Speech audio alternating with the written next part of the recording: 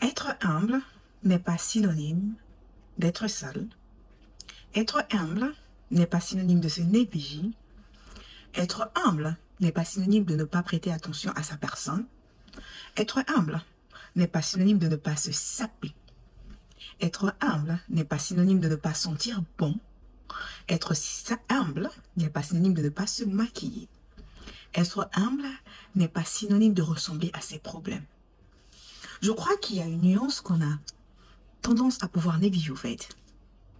Être humble, c'est le comportement qu'on affiche dans des situations qui nous poussent à faire face à la compassion, à faire preuve d'humanité. Quand tu dis que tu es humble et que tu t'habilles comme si tu as des problèmes du 1er au 30, même si on a des problèmes, je vous assure que ne pas ressembler à ces problèmes.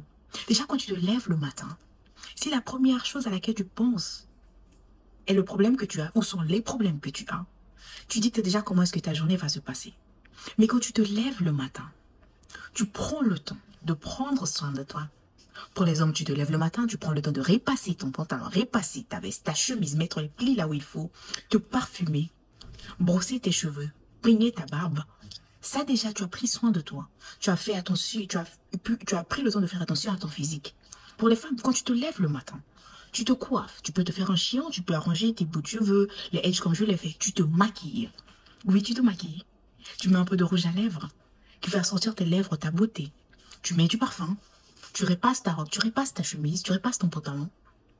Tu prends le temps de bien te parfumer. Toutes les parties du corps, nous savons que nous les femmes, on suit un peu de partout. Et quand tu sors de chez toi, tu t'es respecté. Tu peux sortir de chez toi étant habillé, sentir bon, étant maquillé. Mais tu t'es respecté et tu peux être humble dans ton comportement. J'ai l'impression qu'on a tendance à pouvoir mélanger cela. Tu es humble. Oui, tu es humble. Tu peux être une personne humble. Mais cela ne veut pas dire que tu dois te négliger. Tu dois t'aimer. Le corps dans lequel nous vivons, votre corps, c'est d'abord un temple de Dieu, si je dois rentrer dans la Bible. Et si je dois sortir de la Bible, la manière avec laquelle tu t'habilles, la manière avec laquelle tu prends soin de toi, impose le respect. Ça dicte aux gens comment te parler, comment t'adresser. Et je vous assure que j'ai fait la différence. Dans le milieu professionnel, il y a des jours quand je me lève, je veux un travail un peu barbouillé là. Les gens se disent, oh, c'est à qui on doit parler? On dit, c'est à elle là-bas. Oh, c'est à elle?